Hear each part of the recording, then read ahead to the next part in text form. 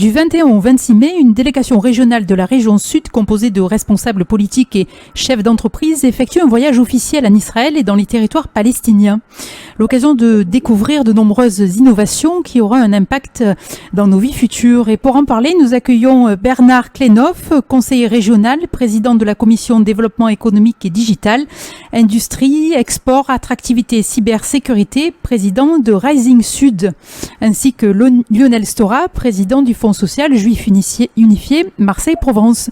Bonjour à vous. Bonjour. Bonjour. La première étape de ce séjour a été la visite du centre Shimon Peres pour la paix et l'innovation, ONG qui mène une dizaine de projets dans des domaines aussi variés que l'éducation, la médecine, l'économie et bien d'autres. Et toutes ces actions ont débouché sur des succès. Ce centre de l'innovation, c'est, je dirais, une des merveilles de ce pays. Et ce qu'a conduit Shimon Peres au cours de sa vie débouche sur l'ensemble de ces innovations, de ces startups et de l'avance technologique qu'ont pu acquérir ces entreprises dans de très très nombreux domaines.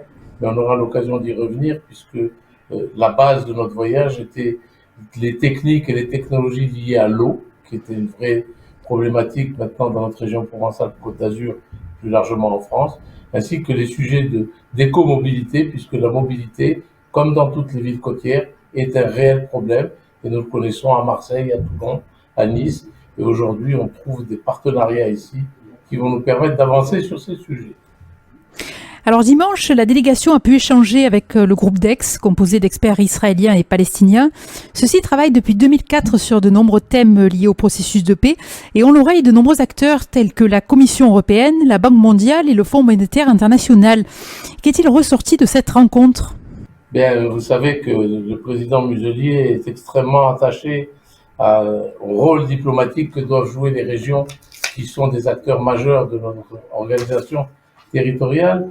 Renaud Muselier est un ami de la paix, c'est un homme qui aime additionner les compétences et son idée de base, et ce qu'il en ressort en premier lieu, c'est que si on veut avancer sur ces sujets, il faut d'abord se parler, c'est ce qu'il est venu faire avec eux, et si on se parle, il faut qu'on le fasse en amitié, c'est-à-dire également d'aborder les sujets qui fâchent, et les sujets qui fâchent, le président Muselier les aborde assez facilement, et ces échanges à trois, je dirais, puisqu'il a une bonne connaissance de l'Union européenne. Je vous rappelle qu'il a été secrétaire d'État aux Affaires étrangères, mais aussi député européen. Ça lui permet d'avoir ce type de relations et d'échanges. Et il en ressort que oui, l'éducation et le développement technologique sont des éléments qui peuvent contribuer très largement à la paix. Alors le forum d'affaires French Tech Israël, qui avait lieu lundi à Tel Aviv, a réuni divers entrepreneurs. Y a-t-il de bonnes opportunités en Israël pour les entreprises de la région sud actuellement ? Alors oui, mais il y a aussi de très bonnes opportunités pour les entreprises israéliennes dans notre région. Alors ce qu'on essaie de développer, ce sont souvent des investissements et des partenariats croisés de façon à ce qu'une nouvelle implantation d'une entité israélienne dans notre région, comme il en existe déjà quelques-unes, la plus récente étant Space Pharma, ces spécialistes des études médicales et des analyses médicales dans l'espace. Eh bien, l'idée globale de ces partenariats, c'est de faire en sorte que la valeur ajoutée, qu'elle soit financière ou intellectuelle ou innovante, soit des deux côtés des territoires, aussi bien en région pour la nouvelle implantation qu'ici en Israël pour le développement de l'entreprise sur sa base. Et l'on trouve en Israël un écosystème de l'innovation unique au monde. Alors le tourisme doit aussi se transformer pour devenir plus durable. L'objet de ce séjour était aussi de suivre les tests réalisés par l'entreprise israélienne Keren Energy grâce au pôle Cap Énergie.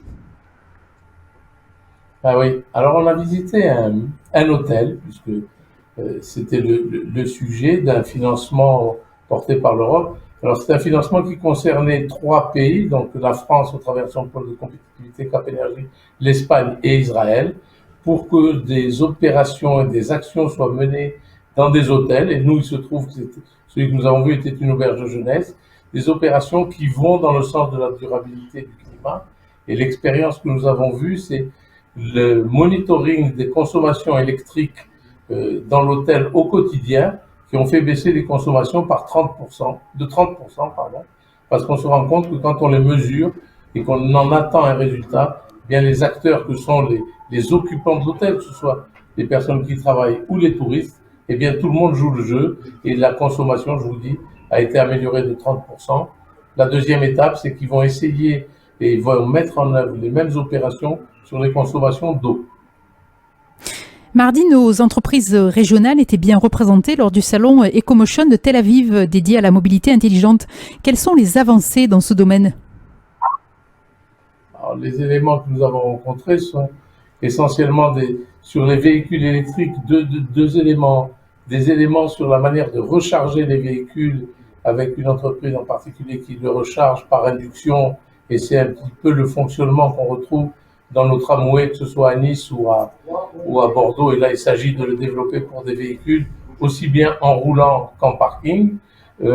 Et puis aussi on a vu une démonstration assez intéressante sur de la gestion d'embouteillage, je vais dire, où les mesures et les observations en temps réel de certains carrefours stratégiques dans une ville, le tout appuyé par l'intelligence artificielle, font qu'on arrive à synchroniser les feux de circulation de façon à fluidifier ces bouchons, par exemple. Puis d'autres choses sur l'amélioration des performances des batteries électriques, des choses multiples et variées, start-up israéliennes qui peuvent trouver leurs débouchés commerciaux sur notre territoire régional.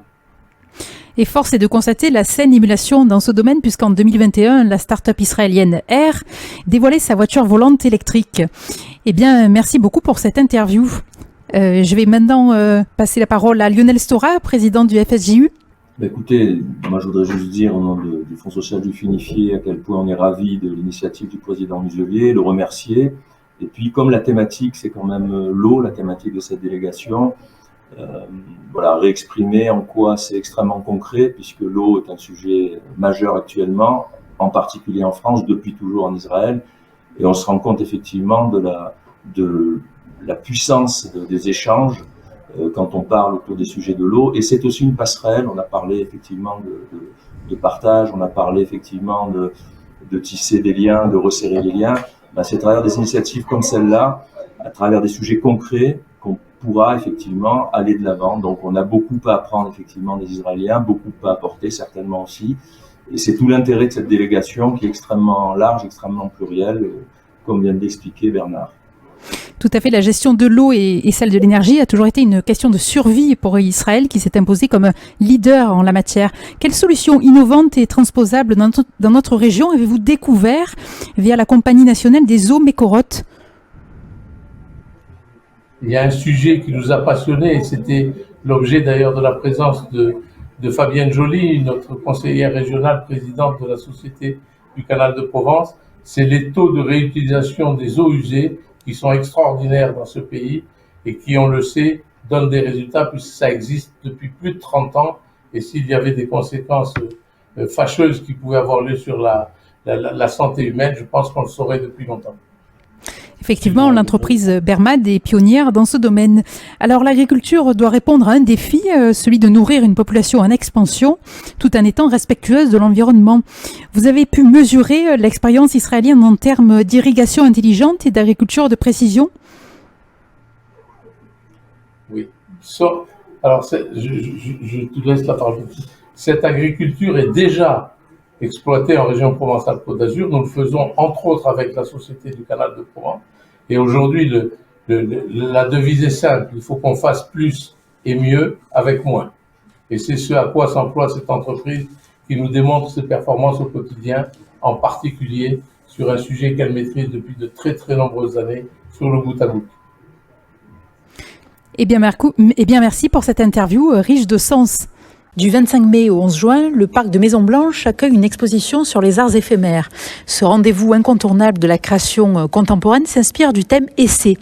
Et pour en parler, nous sommes avec Isabelle Bourgeois et Martine Robin, commissaires de l'événement. Bonjour à vous. Bonjour.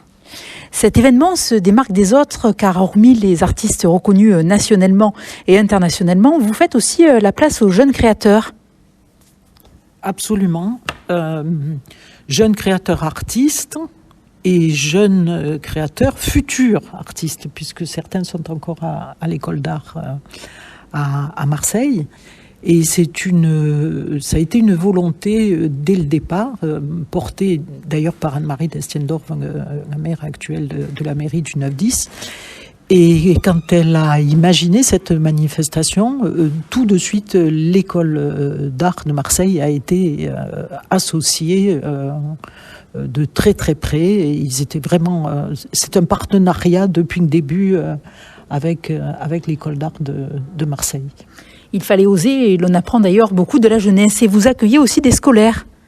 Oui, alors depuis le départ, effectivement, l'importance de pouvoir associer les usagers de ce parc magnifique, hein, c'est un des plus beaux parcs de Marseille quand même, il faut le reconnaître, qui est très fréquenté par beaucoup de familles, mais au-delà de cela, il y a beaucoup d'écoles avoisinantes qui sont invitées à suivre des médiations, c'est-à-dire que un médiateur culturel accueille des groupes et fait la visite avec des enfants. Et aujourd'hui, on apprenait que la semaine dernière, il y avait déjà 2500 inscrits et que ça va aller encore au-delà de ce chiffre qui est déjà quand même assez impressionnant étant donné que les arts éphémères ne durent que 10 jours. Il faut inciter en effet les enfants à travailler leur sens artistique. Alors les artistes évoquent leurs préoccupations et évidemment l'environnement est au centre de ces préoccupations chez de nombreux artistes d'ailleurs.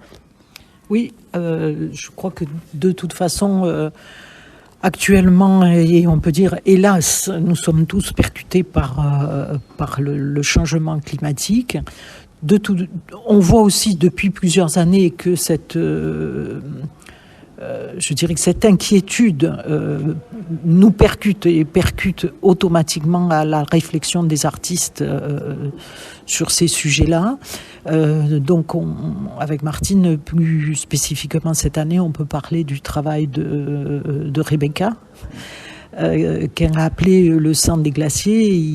Il se trouve que je m'occupe aussi dans le Var d'un jardin remarquable, donc je travaille avec des jardiniers tout au long des journées. Et elle a travaillé sur cette algue microscopique qui maintenant se développe sur des glaciers entre 2000 et 3000 mètres et qui rougissent au soleil tout simplement pour se protéger des UV du soleil. Voilà. Il y a aussi cette volonté de générer une prise de conscience du modèle sur lequel notre monde s'appuie. Je veux parler de l'œuvre d'Antoine Bondu. Oui, alors l'œuvre d'Antoine Bondu, elle répond aussi de façon magistrale à la thématique de cette année, qui est donc Essai, où on pousse les artistes à expérimenter de nouvelles choses, de nouveaux dispositifs. On les encourage vraiment à faire de tentatives qui sont porteuses, bien sûr, d'amélioration, hein, puisque c'est l'idée même de l'essai. On s'essaye et on recommence jusqu'à avoir une amélioration, mais en essayant d'être détaché du résultat. C'est plus la démarche qui nous a intéressés. Et Antoine, quand il s'essaye à ces sculptures, bien sûr in situ, puisque, comme il le dit si bien, il tente de rapprocher des états de la matière.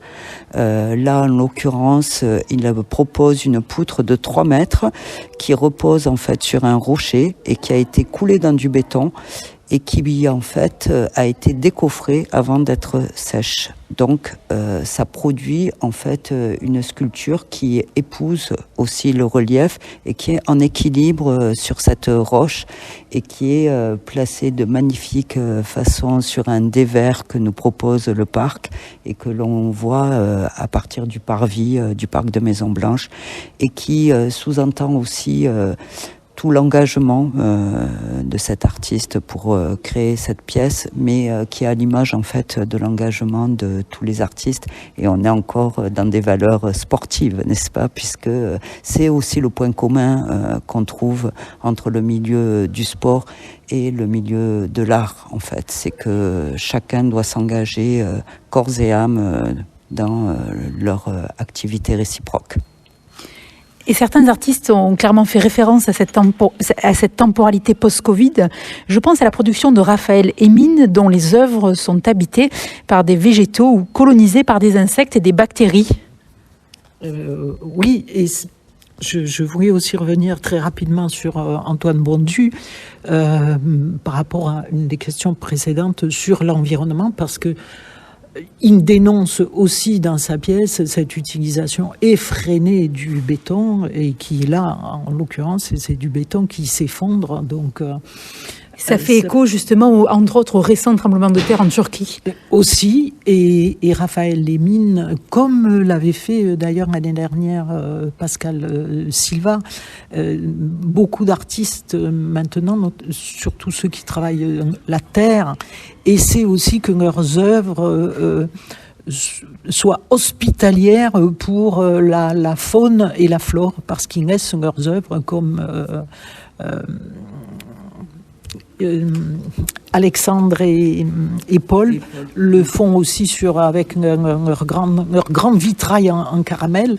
Donc ça propose une hospitalité aux insectes pour coloniser ces pièces-là. L'imagination des artistes est débordante. Et puis, vous l'avez évoqué, je ne saurais faire l'impasse sur cette idée signée Paul Chauchois et Alexandre Nicole à base d'ingrédients alimentaires. Dites-nous tout.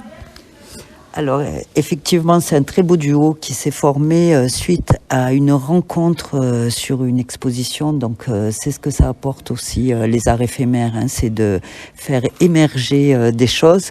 Et là, donc, en l'occurrence, le duo Paul Chauchois et Alexandre Nicole, qui ont créé une sorte de panneau publicitaire, puisque ça en a les atours, mais en fait c'est un panneau qui est réalisé en sucre, qui renvoie à une image dégoulinante, j'ai envie de dire, puisque c'est des toboggans sur les paquebots et les navires de croisière qui sont proposés aux enfants, et comme ils le disaient eux-mêmes, ils ont vu aussi tous ces enfants et tous ces usagers dans le parc. Mais là, on va pas s'adresser aux enfants, même si c'est une sucette géante en vérité, hein. C'est plutôt effectivement que ce soit colonisé par les insectes, puisque l'idée c'est que ça va s'effondrer. D'ailleurs, le vitrail est un petit peu fêlé déjà maintenant. Ça va se dissoudre avec le temps, et ça va aussi attirer beaucoup d'insectes qui viendront se repaître de ce sucre qui dégouline. Reste à savoir si cette œuvre résistera aux tentations des visiteurs. Alors si l'art nous aide à développer notre esprit critique, il semble aussi nous donner une leçon de vie. C'est un petit peu le sens de l'œuvre de Rodrigue Lambert Moreno, qui permet de saisir que l'échec peut être aussi synonyme de réussite. Et dans un autre genre, j'évoquerai aussi le travail de Madly Schott, qui fait référence à l'esprit de résilience. Aussi, et Madly est tellement juste aussi dans la proposition qu'elle apporte par rapport au parc, parce qu'elle s'est présentée ainsi, et ça nous fait vraiment plaisir. C'est-à-dire qu'elle est artiste, mais elle vient aussi d'une pratique sportive, elle l'a dit, et de la danse, et ça permet, je pense, très sincèrement, je pense que cette œuvre va être mise